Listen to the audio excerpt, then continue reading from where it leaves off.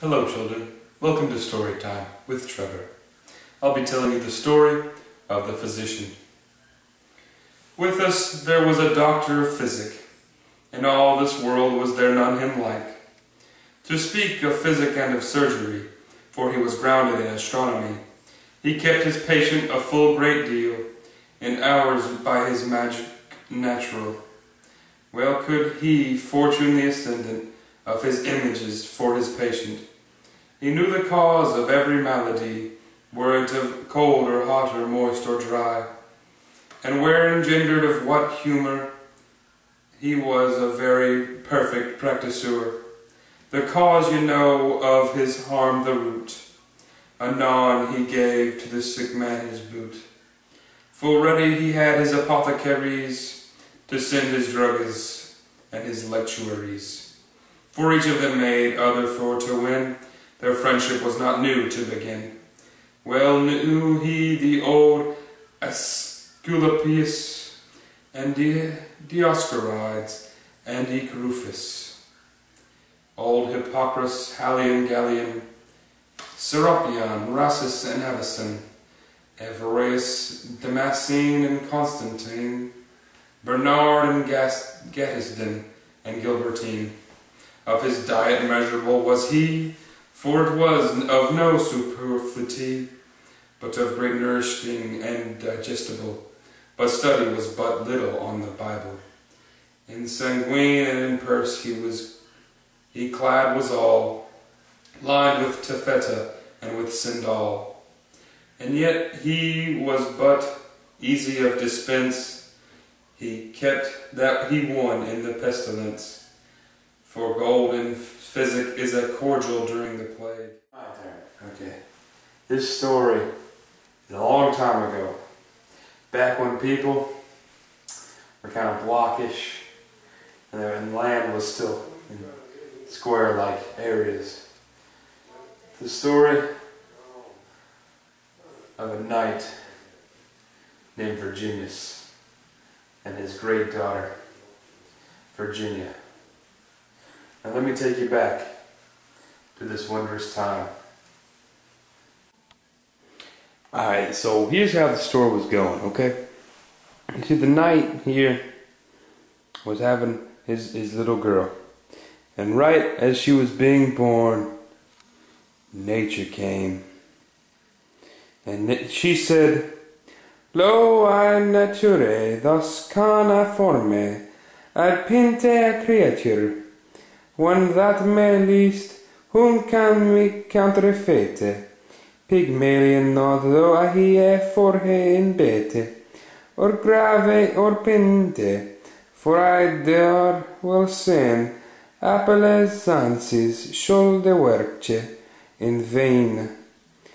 Outer begrave, or pinte or forde, or bete, if te presumed me to counterfeit, for he that is to the former principal hath made me his vicare general, to forme il penten earthly creatures, right as me list and echthings me cures, under the moon the mine wane and wax, and for me work right knowing thing will I axe. My lord and I been full of own accord, I made hire to the worship of my lord. So do I alle mine other creatures, what color that they han or what figures.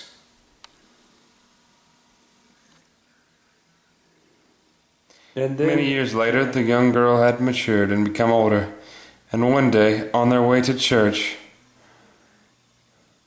a corrupt judge had fallen eyes upon the woman, and he thought, I must have this woman, and she shall be mine. But he did not know who she was, and so he asked, What is the name of that woman? In return, a few asked who she was. Which woman was he referring to? And he pointed out her amongst the crowd. And one little man stood up and said, "That is the daughter of Virginius. Her name is Virginia." And thus he knew the corrupt judge himself needed a partner if he was ever to have this young woman. And so he came upon a clerk of the court who was in his slick car.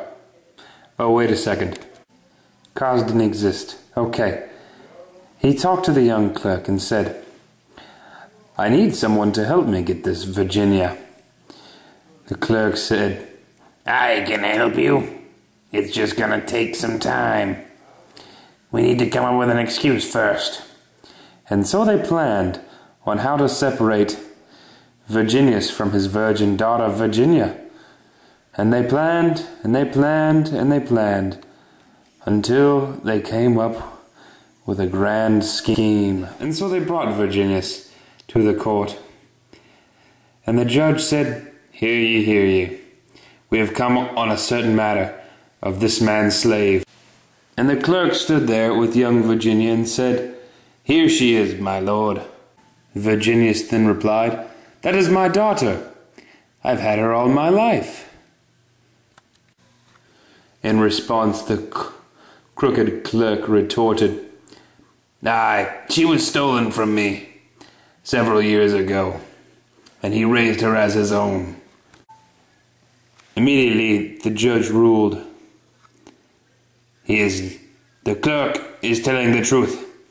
You have one more night with the girl, and then you must return her." Without deliberation, he then sent them all on their way. That night, Virginius sat in his house, and his daughter came up to him and said, "What is wrong, father?" And in response, he stated, "I wanted you to be a truly virtuous woman, but this evil judge has betrayed my beliefs, and now we must all suffer. And so I shall cut off your head." "Why, father?" "To prevent your sin. I will keep you virtuous and pure and send you to the Lord in the correct fashion, and then we shall all fall upon judgment." "I understand." "You do? Good then." They understood. So he laid her upon the grass, where he knew he must chop off her head, and thus freeing her from her sin. And so, understanding what was necessary, he chopped off her head. And the next day, Virginius laid the head of his daughter down in the courtroom and said, "I have killed her. It was the only way." The judge was appalled. "Why would you do such a thing?" The clerk said, "Aye, we must kill him." But suddenly a crowd had gathered. And knowing Virginius was a wonderful knight and all his things, they said unto the judge, "We know he is correct, and you are wrong. We shall punish you." And thus they took him and had planned to hang him. But once again the great Virginius said, "Stop, just banish him, for I am a noble knight, and will not see him hanged." And so he was banished. And thus the crowd redirected their anger towards each member attached to the heinous trial and crimes. And thus slowly the story of the physician, whose moral is, do not forsake in sin, or sin shall forsake you. In layman's terms, if you do wrong, you are the one punished. Thank you, and have a good day. This has been Story Time with Trevor. Please come back anytime. We're always here for you.